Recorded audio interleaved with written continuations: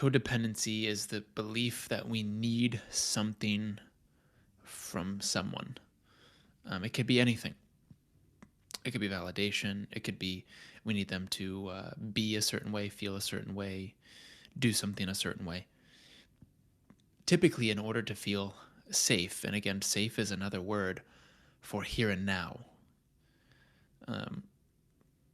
Why I love the cross section between the psychology and trauma informed world and the non duality world is because sometimes if we think these terms are different, we can get confused. Well, what's feeling safe and what's being in the now? They're two different words, so they must be different things.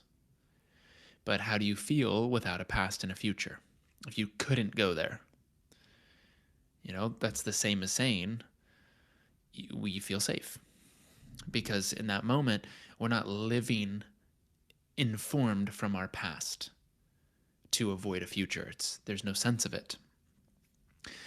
So codependency, again, is a way of trying to feel safe through control, through changing our environment, through trying to change a person. And this is one of the number one ways that we get caught in our ego and, has been a huge part of my curriculum, not just with Ashley, but with all my relationships.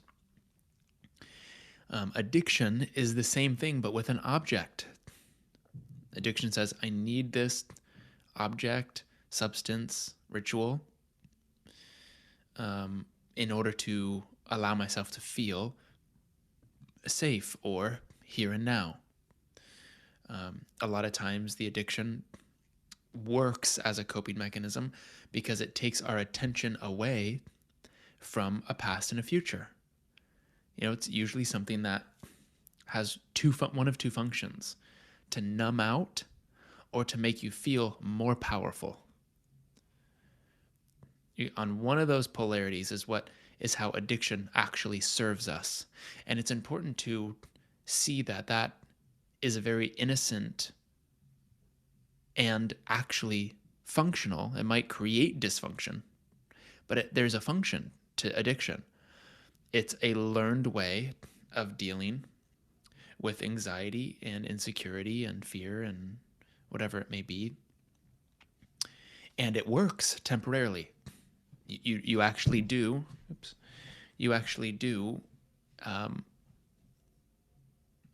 relieve suffering momentarily. It's like when you numb out, it worked for you. For those hours or day, you numbed out. You didn't, fully have to feel what you were feeling. It worked to give you a temporary pleasure. But this is why they say all pleasure is pain, because if I'm seeking pleasure, typically by definition, I'm trying to avoid pain. If I'm seeking pleasure, not if I'm allowing pleasure, not if I'm tuning in to the pleasure of just being, whether it's being in my body, sensations, it doesn't matter what it is. But the moment we seek pleasure, I need more pleasure than I have now. Typically what we're saying is I'm in resistance to something now. And a lot of times it's subtle. It's boredom. It's confusion. It's a slight annoyance. That's when it gets a little tricky. So we go, I don't really have any issues. I get a little annoyed here and there.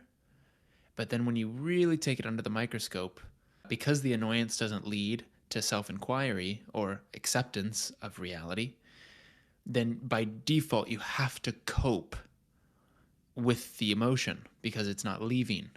In other words, it's being slightly resisted because the attempt to gain pleasure is also the attempt to get out of suffering. And to attempt to get out of suffering is to try to move away from the suffering versus explore it. So all addictions, it's our attempt to move away from this part of ourself, this part of our identity that feels separate, alone, guilty, wrong, bad, isolated. And whatever word we use, this is why I love the non-dual approach, whatever word we use ultimately is describing the separate self identity. the self we believe into existence, not that we are. You know, of Course in Miracles, they say the world you created is 180-degree opposite from the world God created. And the world God created is reality without a story, is reality without resistance. What we do and create in our life as a result of resistance to perfect reality is what we've created. And it's 180-degree opposite. Because God, or all that is, can't resist itself. You know, existence can't resist being existence. That's just its quality.